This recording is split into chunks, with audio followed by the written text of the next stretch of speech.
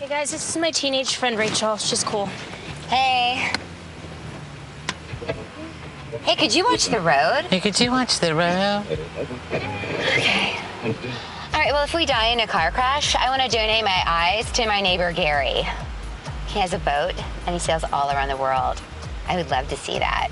I don't know if he actually needs eyes, but who would turn on a free pair of eyes, right? Who's that rich?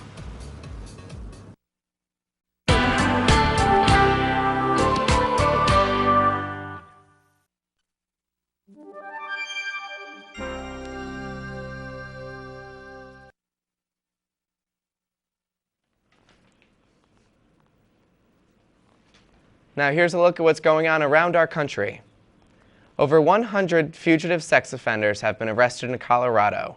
These arrests come after a 4-day roundup conducted by the U.S. Marshal Services, who have managed to successfully bring 106 unregistered sex offenders into custody.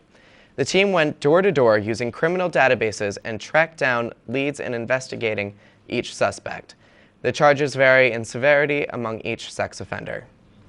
Dow Jones has its best day in 3 months. Recovery is back on track as strong reports of economic growth in the third quarter have assured its investors of recovery. According to CNN.com, Dow's biggest one-day percentage gain since July 15th came exactly 80 years after Wall Street's darkest day, the crash of 1929.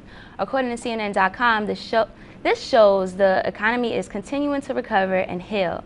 It is just not clear when it will happen.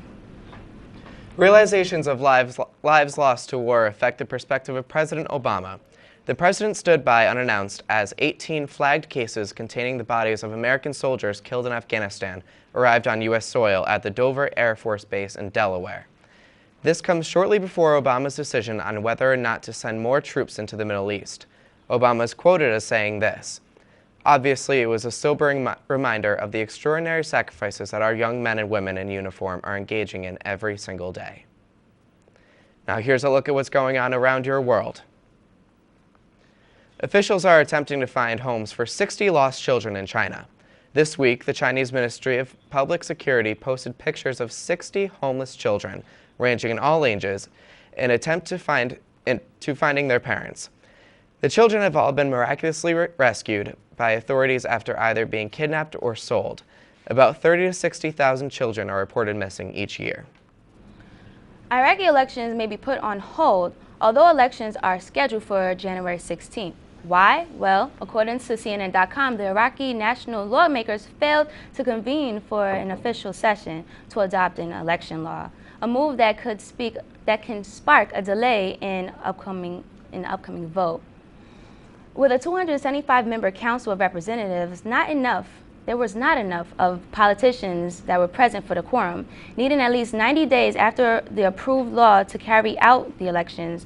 This is a vital step in Iraqi efforts to solidify a democratic system, and it is fair that elections will not happen if the law is not passed soon. Lawmakers are urging that Iraq comes together soon and very soon. Militia in the Middle East risk their lives every day in the fight against the use of roadside bombings. IEDs, or improvised explosive devices, were used in the death of 8 U.S. troops and an Afghan civilian on Tuesday. IEDs are the #1 threat, accounting for 70% of war casualties, and their use has increased 350% since 2007, according to Lieutenant General Thomas Metz and the Pentagon.